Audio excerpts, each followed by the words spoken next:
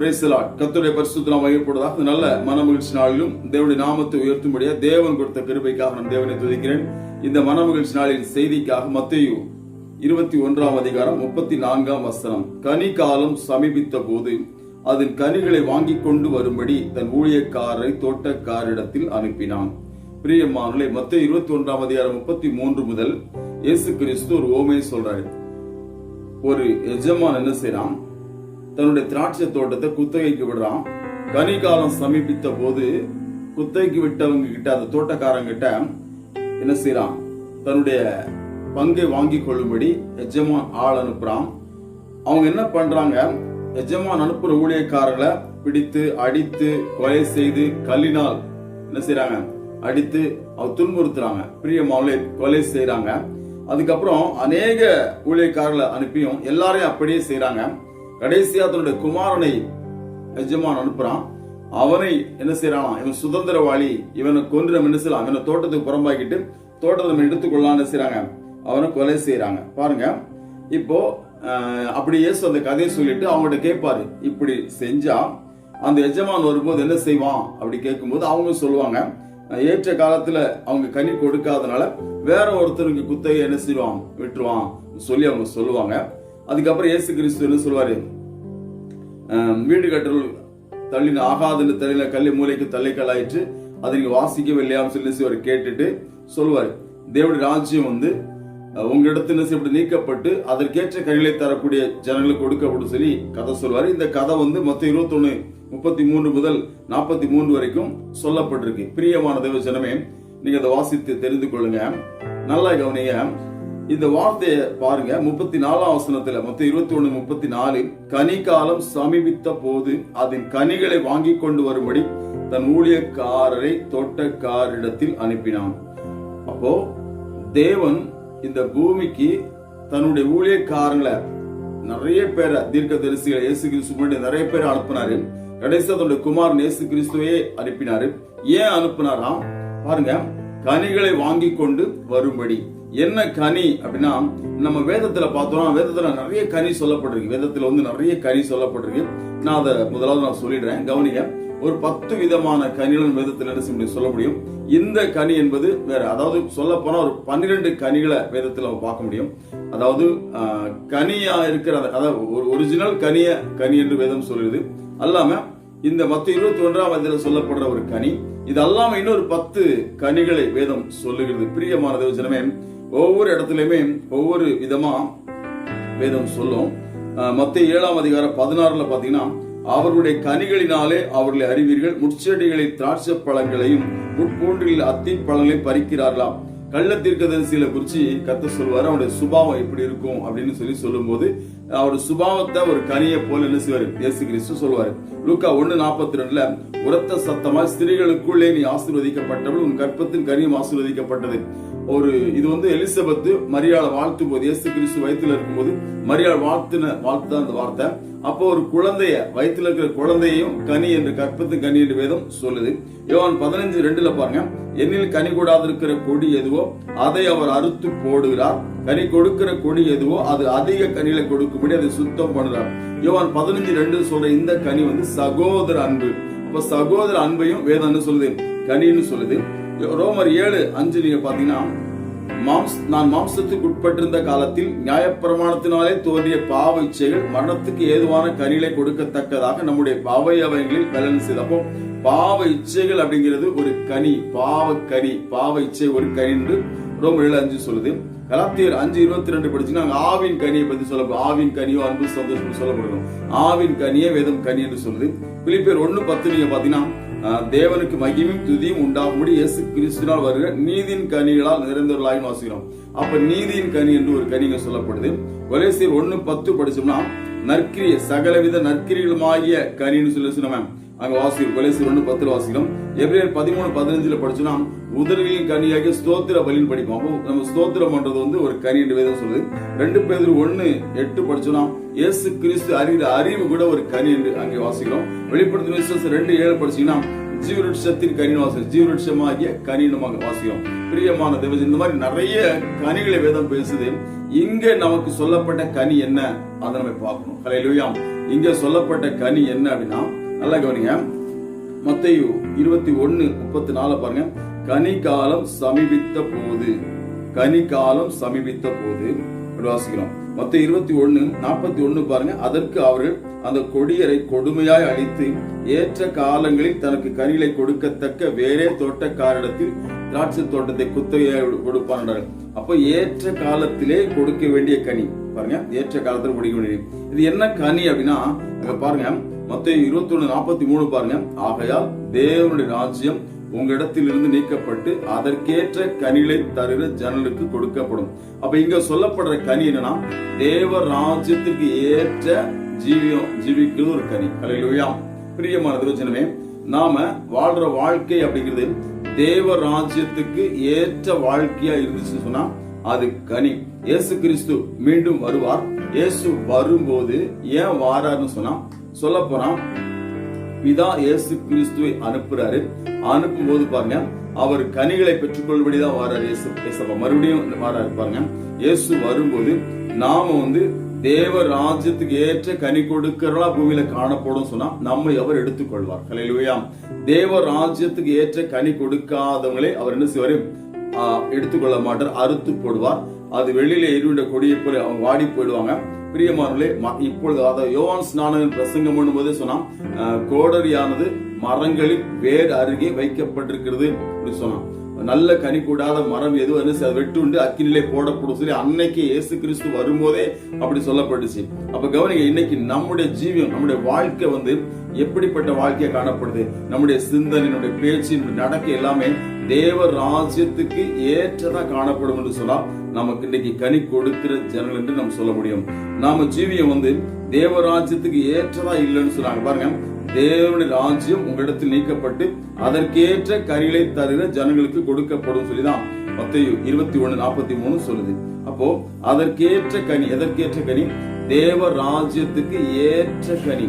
தேவ ராஜ்யத்துக்கு ஏற்ற கனியை நாம் அன்னைக்கு கொடுத்தோம் சொன்னா நிச்சயமா நாம் ஆசீர்வதிக்கப்படும். பிரியமானவர்களே, ரோமர் 14:17 சொல்லுது, தேவனுடைய ராஜ்யம் புசிப்பும் குடிப்பும் அல்ல, அது நீதியும் சமாதானமும் பரிசுத்த ஆவினால் உண்டாகும் சந்தோஷமா இருக்கிறது சொல்லி வாசிக்கிறோம். என்னை கேட்கிற தேவஜனமே, அப்போ நாம் இன்னைக்கு நீதியும், அதாவது வேதத்தில் சொல்லப்பட்ட நீதியை நாம் பெற்றுக்கொண்ட ஜனமாக, தேவன் சொல்லுகிற வேதம் சொல்ற சமாதானத்தை பெற்றுக்கொண்டவர்களாக நாம் காணப்படுறோமா? அது மாத்திரமல்ல, நாம் பரிசுத்த ஆவினால் உண்டாகும் சந்தோஷத்தை பெற்றுக்கொள்ளும். இந்த 3 காரியம் தான் தேவ ராஜ்யத்துக்கு ஏற்ற கனி கொடுப்பதற்கு நமக்கு இன்றைக்கு அவசியம். ஹல்லேலூயா. நீதி சொல்லும் போதே பாருங்க, நீதிங்கிறது இயேசு கிறிஸ்து சிலுவையில் செய்து முடித்த கிரியை. அவர் இயேசு கிறிஸ்து விசுவாசிப்பதுதான் என்னது? நீதி. இயேசு கிறிஸ்துவை ஒரு மனுஷன் விசுவாசிக்கிறான்னு சொன்னா, இயேசு கிறிஸ்துவை ஒரு மனிதன் ஏற்றுக்கொள்வான்னு சொன்னா, அதை விசுவாசிப்பான்னு சொன்னா, இயேசு கிறிஸ்து பூமியில் வந்தார் என்று ஏற்றுக்கொண்டு இயேசு மரித்து உயிர் தெழுந்தார் என்று ஒரு மனிதன் விசுவாசிப்பதாங்க நீதி. என்னை கேட்கிற தேவஜனமே, இயேசு கிறிஸ்து உயிர் தெழுவதுதான் நீதி. இயேசு கிறிஸ்து மரித்து உயிர் தெழுந்தார் என்பதை ஒரு மனுஷன் இந்த பூமியில ஏற்றுக்கொண்டு அவன் அதற்கேற்ற ஜீவியை வாழ தன்னை ஒப்பு கொடுத்து அவன் மனம் திரும்பி ஞானஸ்தானம் பெற்று அவன் சபைக்கு அவன் சாட்சியா வாழும் போது அவன் நீதி உள்ளவனாய் மாறுகிறான். ஹல்லேலூயா. அது மாத்திரமல்ல, இங்கு சொல்லப்பட்ட சமாதானம் ரோமர் புஸ்தகத்தில் சொல்லப்பட்டிருக்கும், இவ்விதமாய் நாம் தேவனிடத்தில் சமாதானம் பெற்றோம் சொல்லி ரோமர் 5:5 அதிகாரத்தில் சொல்லப்பட்டிருக்கும். பாருங்க, இந்த சமாதானங்கிறது என்ன சமாதானம்னா தேவனுக்கும் நமக்கும் உள்ள உறவு. அப்போ நீதியை பெற்ற ஜனங்கள் என்ன பண்ணுவாங்க?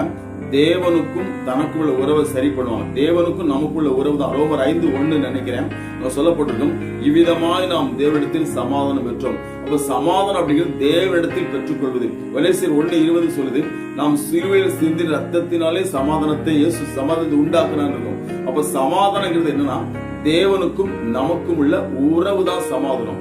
அதுதான் வேதம் சொல்லுகிற சமாதானம். அந்த சமாதானத்தை பெற்றுக் கொண்டிருக்கோமா? அது மாத்திரமல்லங்க, பரிசுத்த ஆவியினால் உண்டாகும் சமாதானம் நமக்கு இருக்குதா? பரிசுத்த ஆவியானவருடைய சமாதானம். பரிசுத்த ஆவியானவர் வந்து வேதம் வாசிக்க வைப்பாரு. அப்ப வேதம் வாசிக்கும் போது நம்ம கிடைக்கிற சமாதானம், பரிசுத்த ஆவியானவர் நம்ம ஜெபிக்க வைப்பாரு. அப்படி நம்ம ஜெபிக்கும் போது நம்ம கிடைக்கிற சந்தோஷம், பரிசுத்த ஆவியானவர் ஊழியத்துல நடத்துவாரு. அப்படி ஊழியம் செய்வோம் நம்ம கிடைக்கிற சந்தோஷம், பரிசுத்த ஆவியார் நம்ம ஆராதனைகள் நடத்துவாரு. அப்படி நம்ம நடத்தும் போது நம்ம கிடைக்கிற சந்தோஷம், பரிசுத்த ஆவியால் உண்டாகிற சந்தோஷத்தை அனுபவிக்கிறோமா? பணத்தால் வர சந்தோஷம் இல்லைங்க, படிப்பால வர சந்தோஷம் இல்லைங்க, நமக்கு உலகத்தில் கிடைக்கிற மேன்மையால் வர சந்தோஷம் இல்லை. வேதம் சொல்லுகிற காரியம் என்பது பரிசுத்த ஆவியால் உண்டாகும் சந்தோஷம் என்று வேதம் சொல்லுது. சீசர்கள் பரிசுத்த ஆவினாலும் சந்தோஷத்தால் நிரப்பட்ட அப்போஸ்தலர்களை வாசிப்போம். நம்ம என்னை கேட்கிற தேவஜனமே, நாம் இந்த நாளிலே நாம் வந்து இந்த மாதிரி இருக்கோம். அதாவது தேவனுடைய ராஜ்யத்துக்கு ஏற்ற நீதியும் சமாதானமும் பரிசுத்த ஆவியினோட சந்தோஷம் பெற்றுக்கிறோமா? அப்படி பெற்றுக்கொண்டால் மாத்திரம்தான் இயேசு கிறிஸ்து வரும்போது நாம் கைவிடப்படாதிருப்போம். வேதம் சொல்லுது பாருங்க, தேவனுடைய ராஜ்யம் அவங்களிடத்தில் நீக்கப்பட்டு அதற்கேற்ற கனிலை தருகிற ஜனங்களுக்கு கொடுக்கப்படும். தேவராஜ்யம் யாருக்கு கொடுக்கப்படுமா? அதற்கேற்ற கனிகளை, பரலோக ராஜ்யத்துக்கு ஏற்ற கனிகளை யாரு கொடுக்கிறாளோ அவங்களுக்கு தான் கொடுக்கப்படும். பிரியமான ஜனமே, இப்போது நான் வேகமா சொல்லி முடிக்க விரும்புறேன். ரோமர் 14:17 சொல்லுகிறபடி, தேவனுடைய ராஜ்யம் புசிப்பும் குடிப்பும் அல்ல, அது நீதியும் சமாதானமும் பரிசுத்த ஆவினால் உண்டாகும் சந்தோஷமா இருக்குது. பிரியமானவர்களே, புசிப்போம் குடிப்போம் நாளைக்கு சாவோம் என்பது தேவராஜ்யம் அல்ல. அங்க பாருங்க, அது நீதியும் சமாதானமும் பரிசுத்த ஆவினால் உண்டாகும் சந்தோஷமா இருக்கிறது. என்னை கேட்கிற தேவஜனமே, நீதினு சொன்னா உலக பிரகாரமான அல்லது சட்டம் சார்ந்த நீதியை பத்தி இங்க பேசல. சமாதானம் என்பது உலகம் கொடுக்கிற சமாதானத்தை குறித்து இங்க பேசல. சந்தோஷம் என்பது பாவ சந்தோஷத்தை குறித்து அல்லது இம்மைக்குரிய சந்தோஷத்தை குறித்து இங்க பவுல் பேசல. இங்க சொல்லப்படுகிற நீதியும் சமாதானமும் சந்தோஷமும் என்பது என்னை கேட்கிற தேவஜனமே, இயேசு கிறிஸ்துவின் நீதி, இயேசு கிறிஸ்துவால் வருகிற சமாதானம். ஏசப்பா சொல்லிட்டு போறார் இல்லையா? இயேசு வந்து யோவான் 14:27 நினைக்கிறேன், ஏசப்பா சொல்லுவார், என்னுடைய சமாதானத்தை உங்களுக்கு கொடுக்கிறேன், உலகம் கொடுக்கிற பிரகாரம் நான் உங்களுக்கு கொடுக்கறதில்லை, என்னுடைய சமாதானத்தை நான் கொடுக்கிறேன்னு சொல்லுவார் இல்லையா? என் சமாதானத்தை வைத்து போகிறேன்னு ஏசப்பா சொன்னார் இல்லையா? அந்த சமாதானம். பிரியமானவர்களே, அது என்ன சமாதானம்? மனுஷனுக்கும் தேவனுக்கும் உறவு இல்லாத இருந்த போது அந்த உறவை தன் ரத்தத்தினால் உண்டாக்கினவர் ஆண்டவர். ஆம், என்னை கேட்கிறவர்களே, நீதி என்பது இயேசு கிறிஸ்துவின் மரணமும் உயிர்த்தெழுதலும் தான் நீதி. அந்த இயேசு கிறிஸ்துவின் மரணமும் உயிர்த்தெழுதலும் தான் நம்மை தேவனுக்கு முன்பதாக சரிப்படுத்தினது, நம்மை நீதி உள்ளவர்களாய் மாற்றியது. ஆனபடியால் நம்முடைய ஜீவியம் இயேசு கிறிஸ்துவின் மரணத்துக்கும் இயேசு கிறிஸ்துவின் உயிர்த்தெழுதலுக்கும் ஏற்படுவதாக காணப்பட வேண்டும். ரோமர் 6 சொல்கிறது, ஞானஸ்தானம் என்பது இயேசு கிறிஸ்துவின் மரணத்தோடும் உயிர்த்தெழுதலோடும் இணைக்கிறது என்று. நாம் இந்த நீதியை முதலாவது பெற்றுக்க வேணும். ஒவ்வொரு மனுஷனும் இயேசு கிறிஸ்துவால் வருகிற அந்த நீதியை, பிரியமான தேவஜனமே, இயேசு கிறிஸ்து மூலமாய் உண்டாகிற அந்த நீதியை நாம் பெற்றுக்கணும். இயேசு கிறிஸ்துவின் மரணத்தோடும் உயிர்த்தெழுதலோடும் இணைக்கப்பட்டிருக்கணும். அது முதலாவது அவசியம். அப்படி காணப்படுவர்கள் தான் தேவராஜ்யத்துக்குரியவர். அது மாத்திரமல்ல, இங்க சொல்லப்படுற சமாதானம் என்பது உலகத்தில் உள்ள சமாதானம் அல்ல, தேவனுக்கும் நமக்குள்ள உறவு. நாம் தேவனோடு உறவாடல் வேதம் வாசிக்கும் போது, நாம் ஜெபிக்கும் போது, ஆராதிக்கும் போது, நம்முடைய சிந்தனையிலும் வார்த்தையிலும் கிரியிலும் எப்போதும் தேவனோடு ஐக்கியமுள்ளவர்களாக, தேவனோடு உறவுள்ளவர்களாய் காணப்படும் என்று சொன்னால் அது சமாதானம். அந்த சமாதானம் காணப்பட வேண்டும். அது மாத்திரமல்ல, பரிசுத்த ஆவியால் உண்டாகிற சந்தோஷம். பரிசுத்த ஆவியானவர் நிரப்பும் போது நமக்கு கிடைக்கிற சந்தோஷம், ஆவியானவர் நம்மை நடத்தும் போது. பிரியமான தேவஜனமே, வனாந்தரத்துக்கு ஆண்டவர் பிலிப்பை நடத்தினார், ஆனாலும் பாருங்கள் அவன் சென்றான். காரணம், அது பரிசுத்த ஆவியால் உண்டானது. பரிசுத்த ஆவியால் நமக்கு உண்டாகிற ஜீவியம் என்பது நம்மை சந்தோஷத்துக்குள்ளாய் நடத்தும். என்னை கேட்கிற தேவஜனமே, பரிசுத்த ஆவியால் உண்டாகிற சந்தோஷத்தை நம்ம அனுபவிக்கிறோமா? பாவ சந்தோஷம் அல்ல, நமக்கு இது உலக பிரகாரமான எந்த ஒரு சந்தோஷத்தை குறித்து இங்க பேசல. பரிசுத்த ஆவியால் உண்டாகும் சந்தோஷம், இதை நாம் அனுபவிக்கிறோம். ஒவ்வொரு நாளும் நாம் வேதம் சொல்கிற நீதியும் சமாதானமும் சந்தோஷமும் உடல்ல ஜீவிக்கும் என்று சொன்னால் நாம் தேவனுடைய ராஜ்யத்துக்கு ஏற்ற கனி கொடுக்கிறோம்.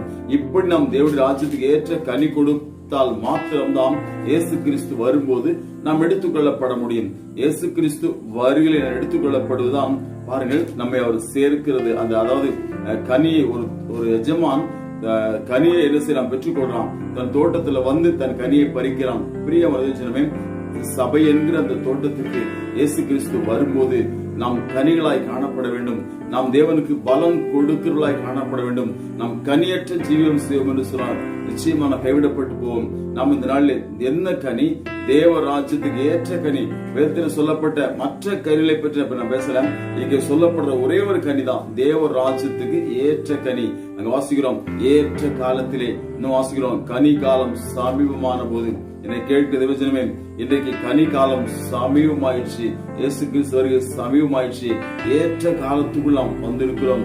ஏற்ற அந்த கனி காலம் சமீபமா இருக்கிற நாட்களிலே, ஏற்ற காலம் வந்திருக்கிற இந்த நாட்களிலே இயேசு கிறிஸ்து வந்து நம்மை வெறுமையாய் காணாதபடி, நாம் கனிவுள்ள ஜீவன் காணப்படும் செய்யும்படி வேதம் சொல்ற தேவராஜ்யத்துக்கு ஏற்ற கனி கொடுக்கும்படி இன்றைக்கு நாம் அர்ப்பணிப்போமாக.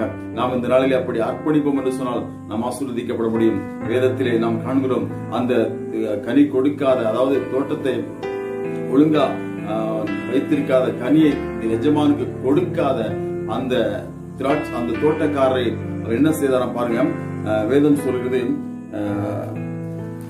மொத்தம் 21ஆம் அதிகாரத்தில் அவங்களே சொல்றாங்க. 41 பாருங்க. அதற்கு அவர்கள் அந்த கொடியரை கொடுமையாய் அழித்து, வாசிக்கிறோம், எந்த கொடியரை? கனி கொடுக்காத கொடியரை, கனி கொடுக்காத தோட்டக்காரரை, கனி கொடுக்காத அவர்களை எஜமான் என்ன பண்ணுவான்? கொடுமையாய் அழித்து, ஏற்ற காலங்களில் தனக்கு கனிகளை கொடுக்கத்தக்க வேறே தோட்டக்காரிடத்தில் திராட்சை தோட்டத்தை குத்தையாக கொடுப்பான் என்றார்கள். அந்த வார்த்தை கவனிங்க. அந்த கொடியரை கொடுமையாய் அழித்துன்னு வாசிக்கிறோம். அப்போ இயேசு கிறிஸ்துவுக்கு, தேவனுக்கு ஏற்ற ஜீவியம் செய்யாத, பரலோக ராஜ்யத்துக்கு, தேவ ராஜ்யத்துக்கு ஏற்ற ஜீவியம் செய்யாத ஜனங்கள் அழிக்கப்படுவதாக வேதம் சொல்கிறது. ஏசப்பா சொன்னார் பாருங்க, மத்தேயு 21:44, இந்த கல்லின் மேல் மோதுகிறவன், இந்த கல்லின் மேல் விழுகிறவன் நொறுங்கி போகுவான். இது எவன் மேல் விழுமோ அவனை அது நசுக்கி போடுமா. இந்த கல்லின் மேல் விழுகிறவன் நொறுங்கி போவான், இது எவன் மேல் விழுமோ அவனை நசுக்கி போடும் என்று நான் உங்களுக்கு சொல்லுகிறேன் என்று ஏசப்பா சொன்னாரு. யாரை பார்த்து சொன்னாரு? கனி கொடுக்காதவங்களை பார்த்து சொன்னாரு. அப்ப கனி கொடுக்காதவங்களை பார்த்து கர்த்தர் சொல்றாரு, இந்த கல் மேல் விழுகிறன்னு செய்வான், நொறுங்கி போவான். இந்த கல் எவன் மேல் விழுமோ அவனை என்ன பண்ணுவான்? அவனை நசுக்கி போடும் சொல்லி ஏசப்பா சொல்றாரு. என்னை கேட்கிற தேவஜனமே, நாம் இந்த நாளிலே தேவராஜ்யத்துக்கு பங்குள்ளவர்களாக, தேவராஜ்யத்துக்கு ஏற்ற காணப்படுறோமாம், தேவராஜ்யத்துக்கு ஏற்ற கனி கொடுக்கிறோமாம். ஒவ்வொரு நாளும், ஒவ்வொரு நிமிடமும் தேவராஜ்யத்துக்கு ஏற்ற கனி கொடுக்கிறவர்களாய் காணப்பட நம்ம அர்ப்பணிக்க வேண்டும். ஒவ்வொரு நாளும், இந்த நாள் விசேஷமா அப்படி அர்ப்பணிக்கலாமா? தேவராஜ்யத்துக்கு ஏற்ற கனி கொடுக்கும்படி இயேசு கிறிஸ்து வரும்போது நாம் கைவிடப்பட்டு போகாதபடி, இயேசு கிறிஸ்து வரும்போது நாம் வெட்கப்பட்டு போகாதபடி நாம் காணப்படும்படி அர்ப்பணிக்கலாமா? நாம் ஜெபிக்கலாம். மகா பரிசுத்தமும் கிருபையும் இரக்கமுள்ள எங்கள் பிதாவே, உமக்கு ஸ்தோத்திரமான இதோ இந்த நாளிலே கர்த்தாவே நாங்கள் ஜெபிக்கிறோம். ஆண்டவரே, மத்தேயு 21:34 சொல்கிறது, கனிகால சமீபமான போது என்று. மத்தேயு 21:41 சொல்கிறது, அதற்கான ஏற்ற காலங்களில் தனக்கு கனிகளை கொடுக்கத்தக்க என்று. ஆண்டவரே, மத்தேயு 21:43 சொல்கிறது, அதற்கேற்ற கனிகளை தருகிற ஜனங்கள் என்று. கர்த்தாவே, அப்படி காணப்படும்படி கர்த்தாவே எனக்கு கிருபை செய்வீராக. கனிகாலம் வரும்போது, ஏற்ற காலம் வரும்போது அன்று அதற்கு தேவராஜ்யத்துக்கு ஏற்ற கனி கொடுக்கலாய் காணப்படும். இன்றைக்கு நாங்கள் காணப்படும் கர்த்தாவே. அன்று என்னை காண்கிற சப்தத்தை கேட்கிற ஒவ்வொரு மகனே, மகளே கர்த்தாவே, தேவராஜ்யத்துக்கு ஏற்றலாய் மாற்றுவீராக. கர்த்தர் அப்படி ஆசீர்வதிப்பீராக. கர்த்தாவே, நடத்துவீராக. நீர் மகிமைப்படுவீராக. பரிசுத்த நாமத்துக்கு மாத்திரம் மகிமை உண்டாவதாக. இயேசு கிறிஸ்துவின் நல்ல நாமத்தில் பிதாவே, ஆமென்.